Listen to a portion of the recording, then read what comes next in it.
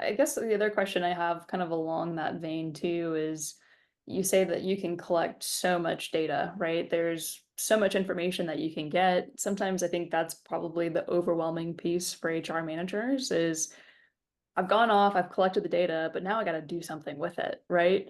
How do I make decisions with it? What advice would you have for HR leaders? How can they ensure that the data they collect really does align with the strategic goals of the organization? Do you feel like that may require planning in advance of collecting it, or what's kind of the thought process that you have around that?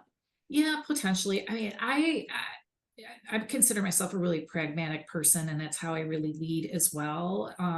Very practical. It doesn't have to be overly complicated.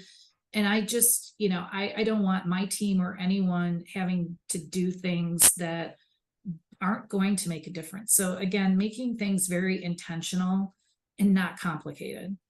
A lot of times I've worked with a lot of employees or managers, leaders that it's very overcomplicated, or the data, it's like, what am I looking at? Just making sure that we're partnering, we understand what data we're collecting, and not making it complicated, and being very intentional, because our time is very valuable.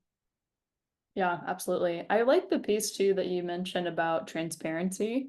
I think that's something that's really critical with employees in terms of being transparent about, hey, this is the information that we're collecting, these are the decisions that we're making. Ultimately, it's probably for your benefit, right?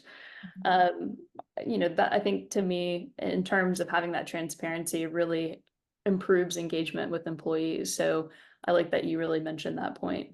Um, There's a just say-do ratio too that you need to uphold. So when you're asking for feedback, and then if you don't ever like action any of it, they're like, it's almost worse. Like you should never have asked for it if you didn't plan That's to right. action it. Cause It's they're like, very I true. took time to tell you and you did nothing with it. Like you wasted my time. And so like, why am I going to do it again?